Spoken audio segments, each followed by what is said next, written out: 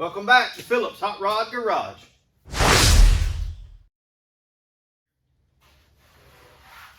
Well guys, I'm in a bit of a Thanksgiving Day dilemma. I got a 1932 Chevrolet. You messed up my video. I'm so sorry, I could hear you talking up there at the tree. You messed up my video trying to get eggs into the refrigerator. Come on. 90 deviled eggs. Oh my goodness. Yeah. So yeah, so 1932 Chevrolet 5-window coupe. It's rough. I mean, it's typical as far as a car that's been sitting out in the weather in South Alabama. I mean, you got rusted lower doors. The rockers are completely gone. Cowl is rusty at the bottom.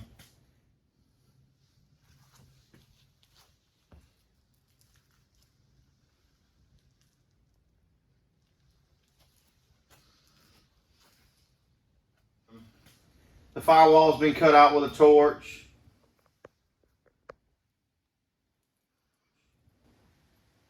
The quarter panels are rusty at the bottom.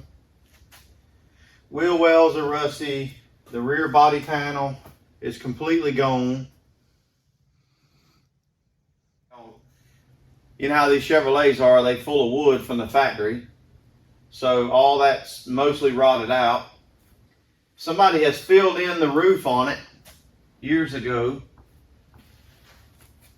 and they didn't do too good of a job when they did it. It's probably gas welded, I'm sure.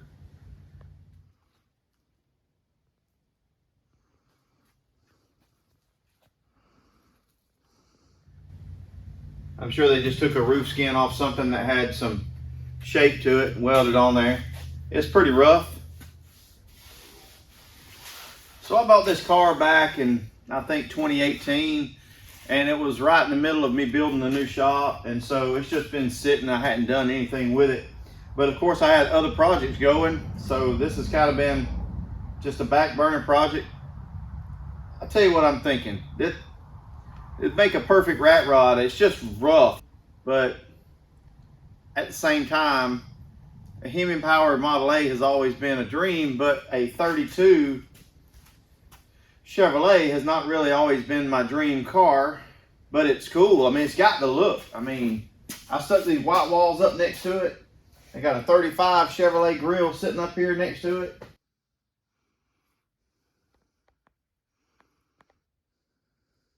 And I'm telling you, the thing has got the look. It has got the look.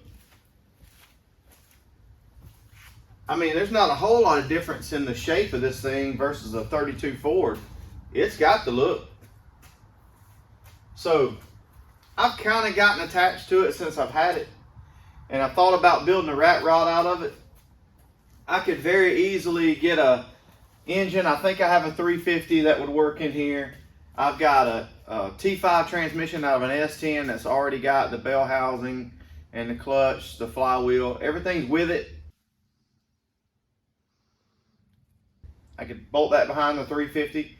Slide it in here. I could build up my own frame. Any kind of rear end I could get cheap. Put a traditional style straight axle front end under it and leave it rusty just like it is. Just do some quick patches on the bottom, just enough to kind of make the car be solid. And I can make a pretty decent little rat rod out of this. Something just to have some fun with.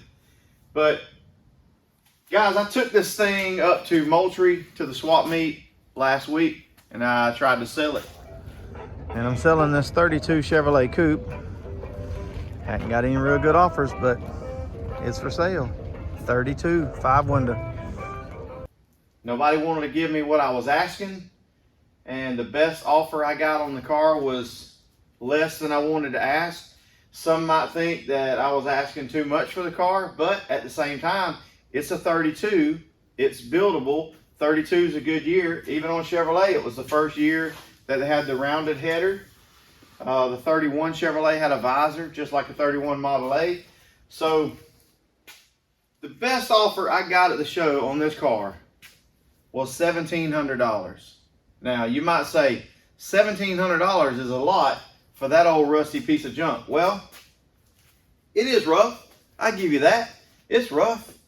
But if I was looking to build a rat rod today, and I was looking for a 32 coupe of any kind, would I be able to go find one, just go out today hunting for one, and just go run across one for $1,700? Well, I've had another offer since the show. A guy texted me and offered me more for the car. So I got a better offer than $1,700 on it, but even still, do I sell it? So I'm about to go eat some lunch. We're about to have some turkey, just like everybody else. Ham. Oh, it's gonna be good. Typical Thanksgiving Day meal, we're gonna have that. Dressing with cranberry sauce, all those deviled eggs my wife made. It's gonna be good.